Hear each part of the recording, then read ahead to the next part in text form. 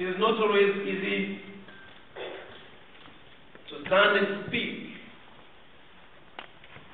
after such words. But today, I'm going to try to. My dear friends of the Lantos Foundation for Human Rights, distinguished guests, ladies and gentlemen,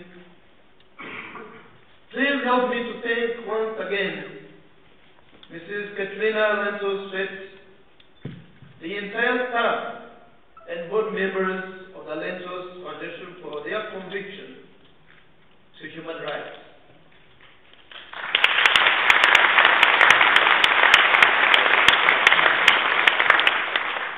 They have stood up to face and protest designed to silence our pleas for human rights and freedom in my beloved Rwanda.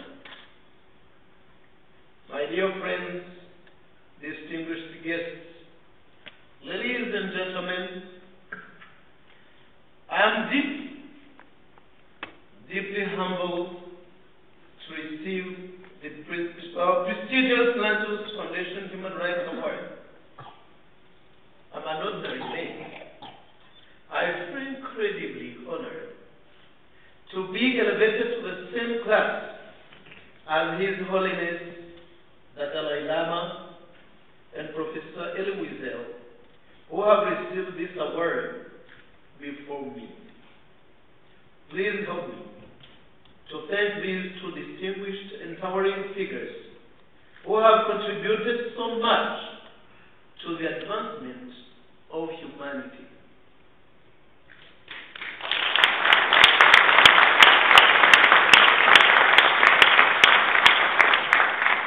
They are now high on the list of my mentors, and I hope they will be kind enough to share with me their precious knowledge and wisdom. As I receive this award, I ask you to join me in committing to the idea that never again must mean never again. My name is Paul Rusesabagina. I'm a child of Rwanda. My parents named me Rusesabagina. That name means he who disperses enemies. That's my name, and that's my life.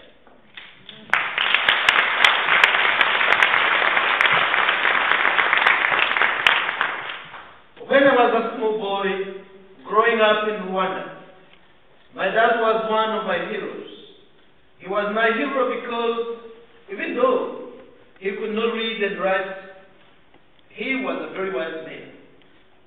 He told me that whenever two brothers are fighting, and I love to repeat this, and I am supposed to separate them, I should stand in the middle and look straight up, not to the left and not to the right, because I must be influenced by one of the brothers. Today, those brothers in Rwanda are Tutsis and Hutus.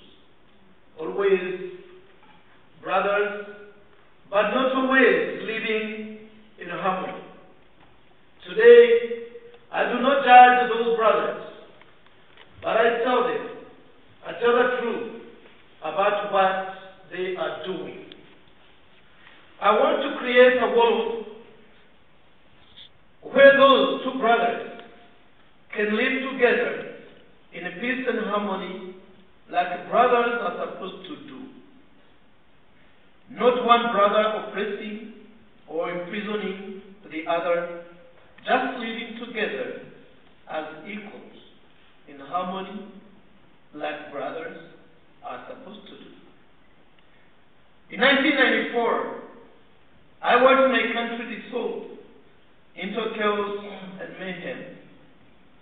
I was a hotel manager, not a politician, no a soldier.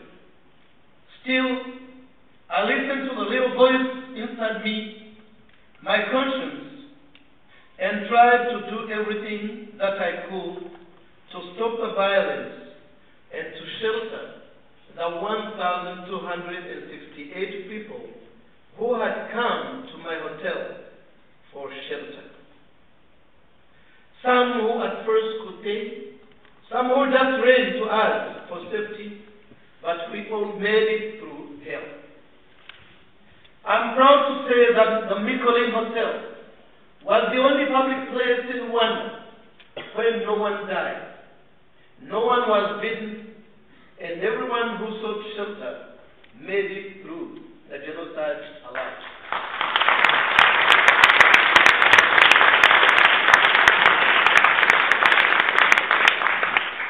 Today, I tell my story, the story of those who died during the terrible genocide in Rwanda in 1994. Over 400,000 Tutsis, another 400,000 Hutus were also killed. I try to provide a voice to the voiceless. As you may know, a humanitarian can often measure his success by how harshly his work is criticized. And my critiques often say that I deny the genocide. Nothing can be further from the truth. I am here as a living testament to the genocide, to those who died, to provide testimony about the horrible people in that Hutu elite government, in the military, in the militias who caused those deaths. The genocide was a terrible, defining moment in my life and that of my country, and it must never be forgotten. 17 years after the genocide, we don't have two armies fighting to the death for power control, nor do we have roving guns of militiamen killing innocent villagers by the thousands every 10 minutes. We have a country that, on the surface, appears to be peaceful, but it is a country with no space for political dissent or real democratic action. The potential violence is just below the surface. As the human rights abuses spread and media suppression grows, things get more dangerous. I'm calling upon the international community to work with me for a truth and reconciliation process to break the historic cycle of violence in Rwanda and replace it with sustainable peace.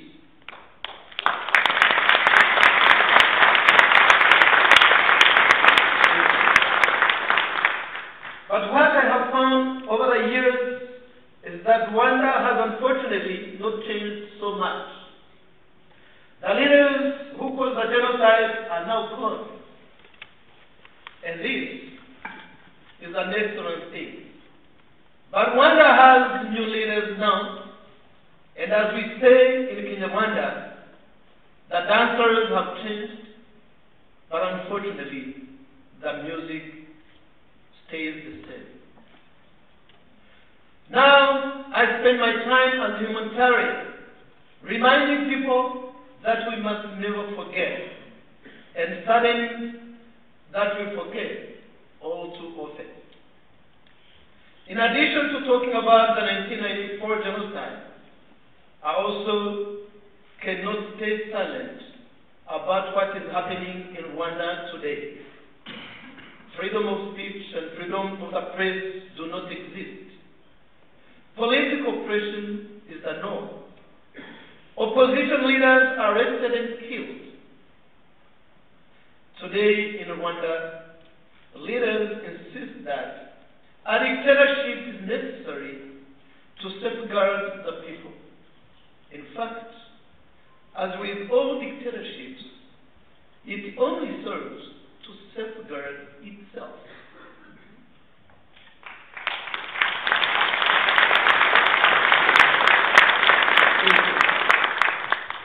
And the current government, the government that we all believe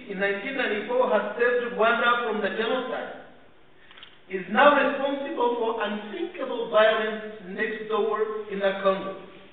Over 6 million people dead in a war driven by conflict minerals. With so much that the United Nations says that war crimes have been committed by the current Rwandan government, crimes against humanity, and possibly even a new genocide. I see my native country, the home of my heart, and I cannot stay silent. I fear that it is now a dormant volcano waiting to erupt again. As Katrina knows only too well, raising my voice comes to a price. During the genocide, I and my family were often in terrible danger. Now, I'm threatened once again on a regular basis. It seems that authoritarian leaders do not appreciate the work of humanitarians, and sometimes they will go to extreme means to stop it. But the preparation for this award has made me realize, though that I'm not alone. I want to very much thank Katrina, who is just behind me, and everyone at the Lentos Foundation, not just for this award, but for their support in recent weeks.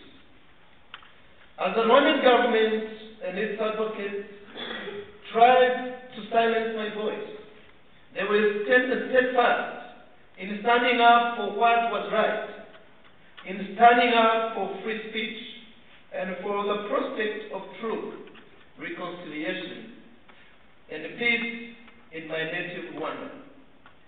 They stood up for the power of words to heal our differences. With a few more people like those at the Lentos Foundation, the world will be a better place. Much better. In closing, I would like to leave you with the words of a great name, Mr. Albert Einstein. He said, "The world is a dangerous place, not because of those who do evil, but because of some of us, or because of those who look on and do nothing." I hope you will join me in saying that never again must mean never again. I hope you will join me in doing something when we see evil, in confronting it. I hope you will join me in being ordinary people who take every opportunity to do the right thing. I thank you all for listening to